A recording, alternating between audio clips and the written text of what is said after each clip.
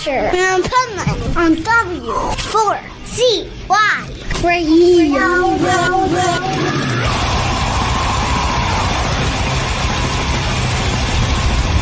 This is the Pipe Man here on the Adventures of Pipe Man W4CY Radio, and I'm totally excited about, talking about this next song that I just heard that is absolutely amazing. So let's welcome to the show Solomon from Entropist. How are you? It's good, Dean. How about you? I'm doing great, man. And I'm all pumped up for this interview after listening to your song. Yeah, I'm glad to hear it, man. Yeah, we're really, really proud of this thing. Super happy to finally be able to share it with the world and whatnot.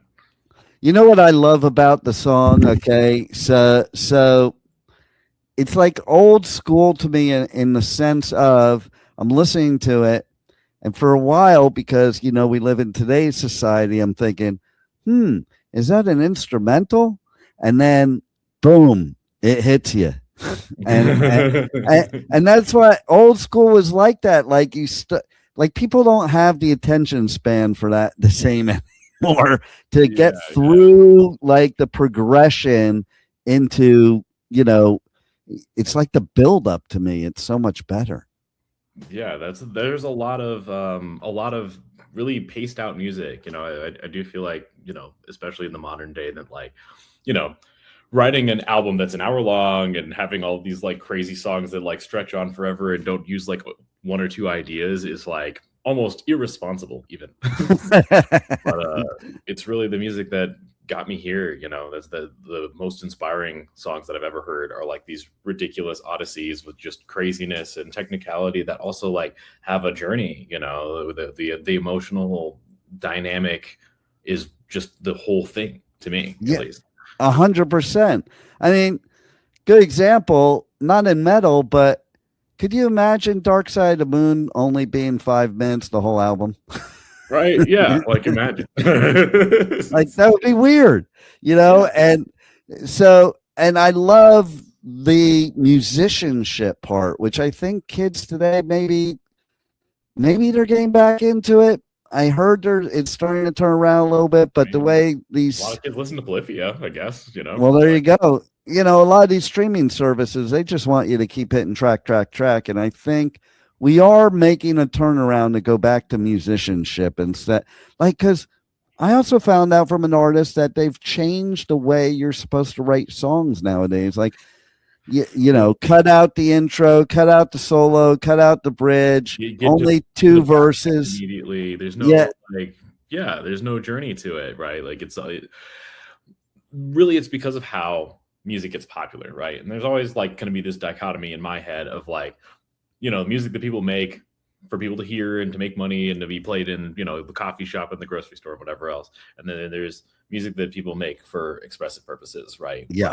And the expressive stuff can be anything from serious to, Limp Bizkit.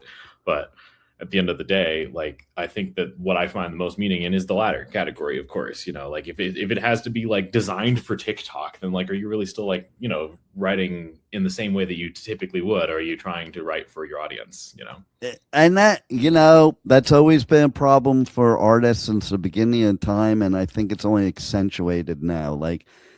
Before it was the record labels telling the artists how to create music and look and everything else. And now it's TikTok telling you. Yeah. Which, to be fair, you can get really popular overnight, honestly. We have a couple of buddies of ours who in a band called Cobalt Mountain, and their vocalist does this bit where he's wearing a cowboy hat, but he's doing these just deathcore vocals, right? Nice. Just over the top craziness, right? And he did a cover of Toxic, Britney Spears, Toxic in deathcore style on America's Got Talent, and then some of the judges were "I'm out immediately," right? Because that's so funny. Howie was I want to see where this goes. I love it though, because all right, so it's funny. I have a couple granddaughters. They're Swifties, okay, and so I played them the I Prevail version of Blank Spaces. And one of them, when we went to the house, I caught her. She was in her room. She looked it up and she was listening to that version. I'm like, yes, perfect. Yeah. You know, you know, and you're so right about that because, and I think metal is never supposed to be the type of music that you make for radio, for popularity or whatever. And I think pop has its place. Like you're saying, like there's pop music for a reason, but not every genre has to be pop. Yeah, I mean, of course, unless it's, you know, unless we're trying to find music that's intended to be listened to by as many people as possible so we can maximize profits, right? Like, you know, that's it's never been the priority for me. I do want people to be able to hear the music and connect with it, but that's just because this album means a lot to me. It's about you know, a really pivotal time in my life that, you know, if it wasn't for the other amazing musicians in this world, I wouldn't have made it through that.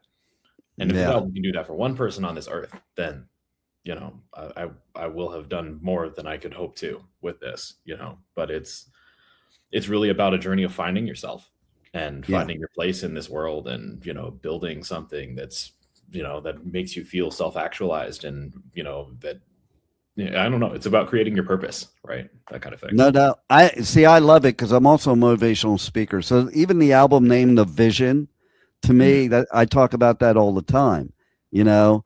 But it is true also. It's like, you know, artists, they are expressing because they're going through something, but at the same time, they're expressing because they want other people to know they're not alone. Mm-hmm. Damn straight. Know? Yeah. And that's what music's about. To me, music's the best therapy. It's therapy for the artist and therapy for the listener. And what therapy you get out of that is up to you. Like that's a song. To me, that's a sign of a really good song. Not one that TikTok says is a great song. To me, it's that song that, you know, basically anybody can, they don't have to have your meaning, but they put some meaning to it and it helps them in their life, you know, and they may have get a totally different perception of what your lyrics are than the artist is meaning by them. And that's cool. Yeah, that's one of the most amazing things about it, right? Like the experience of listening to it, the experience of creating it are completely different things, right? You know, music is in a lot of ways very much a language. I think that isn't, I'm not unique in using that analogy, but one of the things that I think is the most profound about that is really that by the time that you've converted a thought into language, you've changed it. Yeah, to a certain degree. And then what the other person has heard has also changed it yet again, right? Because it's within the context of their own, you know, their own universe, their own memories, their own ideas of what those things mean, right? And so when you start getting into like the abstract concepts like these, and when you start getting into the emotional, visceral impact of music, then it's just a different world for everyone, which is no doubt. And everything you were saying is so spot on, and I kind of relate it to speaking a foreign language. Like, you know, like I go to Costa Rica a lot. I know Spanish, but I'm in my head, I'm thinking in English and then translating it. And depending on the different countries you would go, it's not going to translate the same. Like, you know, here in the States, we're taught the type of Spanish that's only spoken in Spain. So when you go to places like Costa Rica or Colombia or any place like that, they translate it totally different what you're saying, because you're not saying it the way they speak Spanish, you know. And I think it's kind of the same thing. It's like, what you were saying, what are their habits, what's in their head that they're associating to whatever you're saying, and you're trying to translate something, and it never really comes across exactly right. Yeah, right. I think the way that you realize very much that you're still an animal on this, you know, on whatever level, like we don't have to get into the philosophy of all of that, but one of the interesting things thereof is that, like, try talking to somebody who doesn't speak the same language as you, and you're back to being animals, right? Right. Exactly. You cannot convey these complex thoughts to one another. You have better ability to communicate because you're the same species, right? But if you don't actually speak the same language as them, then you're one like magical methodology of transmitting your thoughts to somebody else is gone, and suddenly now you're just figuring it out. Right. It, like, because to that other person, it's like listening to a dog bark. Like, the dogs communicate, but you have no clue what you're saying, you know? But that's where speaking like Arabic or Chinese, and I have no chance at like understanding much more than their tone of voice, their inflection, their expressions, right? Exactly.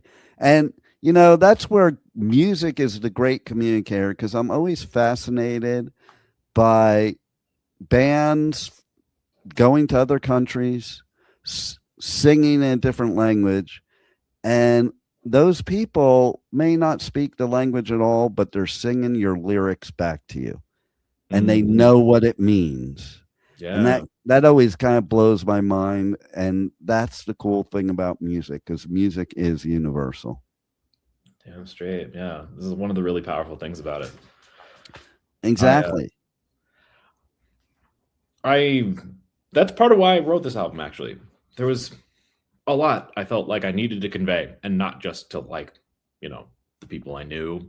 I needed to convey it to the people who spoke this language, right? Like, oftentimes I'm asking myself why metal in a certain sense, because at the end of the day, metal as a genre, like just the sound of it, is very harsh. It's intense. It's emotionally like gripping in a way that isn't even for people. Like, some people are just going to turn it off the second they hear a scream. Yeah, totally.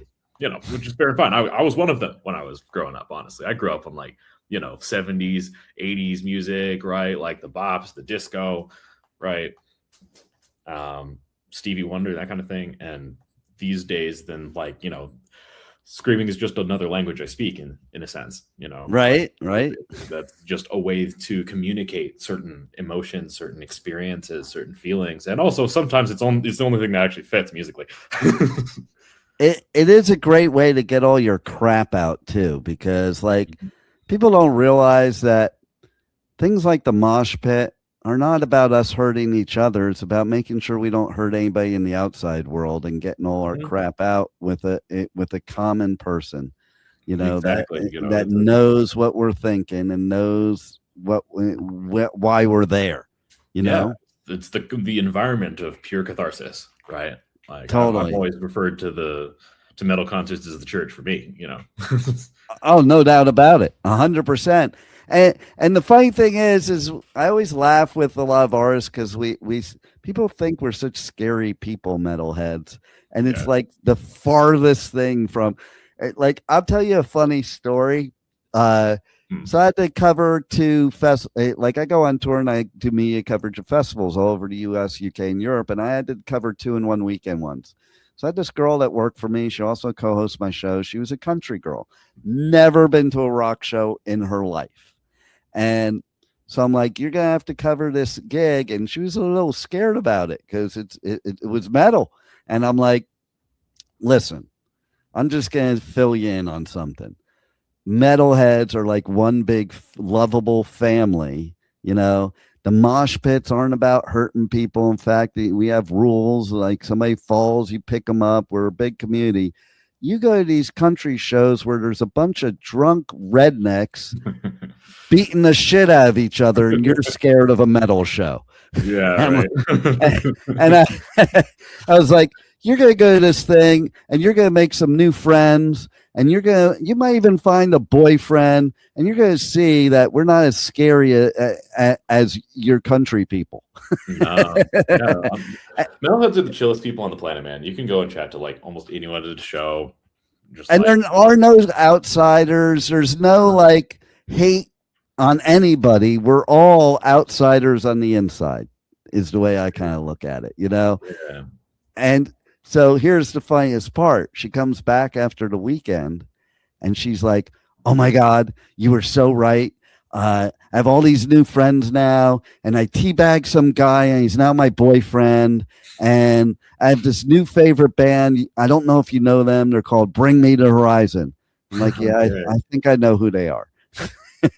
But, you know, it's proven over and over again. Like, maybe if you had an outlet like metal, then you would be a nicer person in the real world. Maybe all these other people that are assholes, they just don't have metal as an outlet. Agreed. Yeah, dude. Honestly, I feel like going deep into an emotion is part of what music's about. And that's the hard part about music as well, right? The bassist in my band, his name's Jeremy. He's like way into like sad music, man. Like, you know, he's always been on like Porcupine Tree and Steven Wilson. He's like on Ethel Cain these days, that kind of thing, right? Gazpacho, that type of deal. And I like when I was in college, I couldn't fuck with that because I couldn't I couldn't go deep into sad, you know. Like I literally the way, and this may be perhaps an immature way of handling, and I would argue it was, but when I was younger, then like one of the ways I would just handle emotions is I would figure out a way to convert it to anger, and then I would use that and like listen to metal, and then boom, emotion solved. Right? Yeah, a reasonable equation in a certain sense. Doesn't work for everything, of course. No. But I've actually only recently been able to start like engaging on very different emotional levels. Now that this album is done, yeah, and I can listen to like whatever the heck I want, which is kind of fun.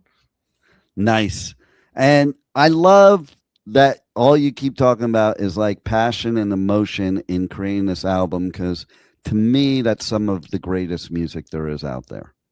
Okay, and I also have to say it's very interesting. I was thinking about when it came to you guys. So I've talked a lot since COVID about, I think some of the best music we will have will come out of that time of COVID, because artists got a chance to jump off the hamster wheel and create again, and like have that deep reflection to really create music, opposed to just writing a song on a tour bus on the way to the next gig, and constantly, like, I know so many artists that kind of changed course from COVID because they never stopped to think of is that where they wanted to go. It's like they went that way and then they're just stuck on that treadmill going that way, opposed to saying, wait a minute. I think that's where Ollie from Bring Me Horizon was totally smart, because he did go all over the place. And the latest song by them I just heard is like their original deathcore, right? So I think, that kind of helped that creativity come back, maybe, because maybe Ollie was bored with doing that same stuff all over again, and doing all that other stuff created the excitement to come back. So to me, like with your band, basically you're like a phoenix coming out of COVID with this music, right? So I think it's the same concept. I think probably all you were able to basically reflect and finally decide where you wanted Entropist to go. Yeah, 100%. I mean, COVID was a really interesting era, especially for an introvert like myself. You can call it like negative in whatever ways it was, but it certainly was a time for everybody collectively in the world simultaneously to reflect on life. Yeah. What it means to actually be here, why they're doing what they're doing. If you are forced to stop just running on the treadmill, as you're saying, then you have to actually decide, like, wait, am I getting back on that treadmill? There's like a door over here, right? Like a window that way, right? Like, where am I going? Why am I doing this? Right. So you had a lot of bands that just stopped after COVID because they were like, wait a second, why are we doing this? This is too much. We got to like get in the bus and drive all over the freaking country all the time and make another album every single time over and over and over again. Like some of them are like losing money doing that process, and they're like, wow, like and you're not even thinking about I'm gonna have some kids, dude. Like, and on the other side, you're right. Some of the most like amazing creative music that I've heard in years is coming out like very recently, partially because people have had that time, I think. Yeah, exactly. And the time to write it properly, but also the time to figure out what you wanted to write instead of just writing. Yeah. That was kind of realizing the vision in this case, right? There it is. Like, so tell us the vision of Intense Warmth, because I did get some intense warmth listening to that song. Heck yeah.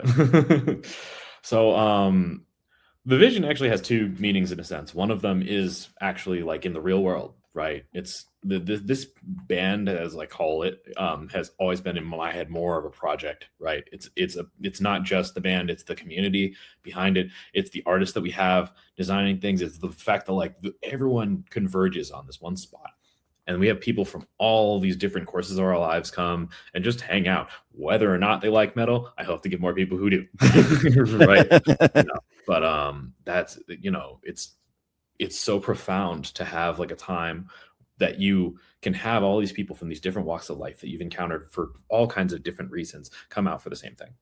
I love it. And that's really the core of what this is to me, at least. It's really about building up the metal community in the modern day, right? And giving us a place to be, right? And so the other side of the vision is actually about, I wish I could slap up never mind, I can slap up the album artwork behind me because I'm glad you're talking about that too, because I was going to go to the artwork because dude, this is actually the original painting that my wife did.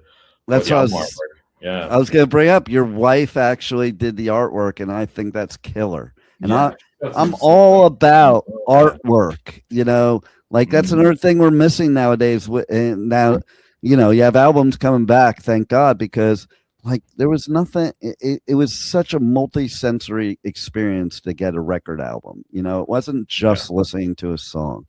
And so I always love album artwork. To me, I think it's the coolest stuff because it definitely allows you to dig even deeper and kind of looking at while listening to music, you kind of like go into a zone, right? Yeah, you go into a zone of the music totally. And so that, and I love hearing that was your wife that did it. Yeah, it's so meaningful to me to like have gotten to like have her make something for this and then just like put it out there, and it perfectly reflects the entire first arc of this story that's being told. So like there's like the real story of like me just not knowing what I wanted to be and how I was supposed to function in society and if I even wanted to be here in the first place, right? And eventually coming out of that, right? But it's also about like this huge fantastical story that I've been writing for like the last decade, right? That has like angels and demons, and this particular moment that you see in the album artwork is actually essentially an all-consuming entity, simply referred to as the void, which you'll hear more about in the song "I Hunger." I'm really excited for people to hear that one. It's like super heavy. Nice. But basically, the story starts in a dilapidated version of hell, kind of in the modern day, and I didn't rehearse this part, so like I'm gonna try to not meander too much, but there is this demon in there who has kind of seen the collapse over the past several hundred years, and instead of just like burning hellscapes and volcanoes and everything that you'd imagine, like infinite waves of torture machines, right? Instead, it's almost chill. Relatively speaking, everything has been reduced to simply an intense warmth, right? Nice. Trees have begun to grow there. They immediately get incinerated, but they are still there, which has never been seen before. And he's not happy. He remembers the old days. He wants to essentially return things to the hell of old, where like simply the mention of its name would strike terror into people's hearts, right? And he kind of ends up like, leaving his society, wandering out in the middle of nowhere, pretty much. And he is given a vision by the void, which is in the form of the void actually like speaking to him, so to speak. It's not like an entity with a mouth or anything, but right. I Hunger is supposed to be essentially a representation of the voice of the void itself. Nice. Speaking in his head. And the power of this thing is so monumental that it's consuming all that exists, all that doesn't as well, right? Like it's going to consume our entire universe. It's going to consume hell eventually. It's going to consume heaven. It's going to consume everything. It is the breakdown of the very fundamental laws that hold things together, both real and celestial, right? I love it. And Like when he hears its voice, it actually basically shatters in his mind, and it like makes him pass out in the middle there for like centuries. And when he comes to, then suddenly he's resolute in what he's doing next, and his focus is on Earth. And there's one more to the story. I'm only going to reveal that much, but that's kind of the first arc of this story, right? I love it. Choosing and going to summon this void. And I think another thing about your wife doing the artwork is, who better to do it but somebody that kind of knows you probably better than anybody, and probably can paint the picture better than anybody because of that, you know, the vision, so to speak. Because it is like, it's funny. My dad was an artist, and I have one painting in my condo of his that basically I see something very different than everybody else sees because I knew him. And like in this painting, I can see the darkness of his personality. I can see his dark side. And people just see a pretty picture most of the time. And if I say that to them, they're like, what are you talking about? And that's because they didn't know what was going through his mind when he was painting it, you know, type of thing. And I think that's key. That's the same thing here is, you know, your wife knew what was going through your mind and what you've experienced, that she had the vision of how to paint the vision. Yeah, 100%. Brilliant. Right? There you go. Yeah. So tell everybody how they can check out the new music. Of course, we have the full-length album, The Vision, dropping tomorrow. Yeah, Friday, the 26th. Yep. And so let's tell everybody how they can get it, how they can check out everything about you guys and support you guys, or else they can't listen to my show. Check us out. We are Entropist Band on almost everything: Bandcamp, YouTube, Spotify, Instagram, Facebook, you name it. The Vision will be available on all streaming platforms, like from, you know, Spotify to Deezer to Tidal to Qobuz to whatever, the iHeartRadio, everything. Nice. So yeah, we're super excited to be sharing this with the world. This thing is a prog metal monster. At risk of tooting my own horn, check out at least the longest song that you're willing to check out, because there's some unexpected stuff in this thing. I love it. And you know what? If you weren't your biggest fan, we can't be your biggest fan. So I don't even look at it as tooting your own horn, because if you don't think it's a masterpiece, who else is going to? So that's fair. Yeah, I think it's a freaking baller album, man. There's so many crazy headbanging parts. There's some cool like proggy stuff. There's some jazzy elements. There's like an instrumental song on there that I think that is a lot of people's individual favorites. Everyone has come back to me saying that they have a different song is their favorite song, and that I love that. Strikes me as a good, that says a lot. And I like the blending of genres. Like, used to be metal, you had to be pure. You were either this type of metal or that type of metal. It's all bullshit, because like the way you get some unique, long-lasting music, no matter what it is it not being able to be put in a box. Mm-hmm. And every time someone asks me to do so, I'm struggling. So now I don't have to try to explain it to people. I can just say, give it a listen. There it is. Like I think nowadays the whole idea of genres is bullshit, because there's so many subgenres and microgenres, and it's like, really? Like it's genre implies that there's rules, man. Exactly. And music's not supposed to have rules, and to me, the whole idea of metal, coming from the beginning of metal, was experimentation, not formulation. And it's like almost now with all these subgenres and microgenres, a lot of metal is formula driven. And so that's what I love about your music, because it took me on a journey, and that's what music should do. Heck yeah, man. So you keep doing it. Everyone enjoys experiencing the journey. Yeah. Exactly. You keep doing it. And thanks for being on the Adventures Pipe Man. Yeah. Thanks for having me, man. It's been a great chat. Definitely.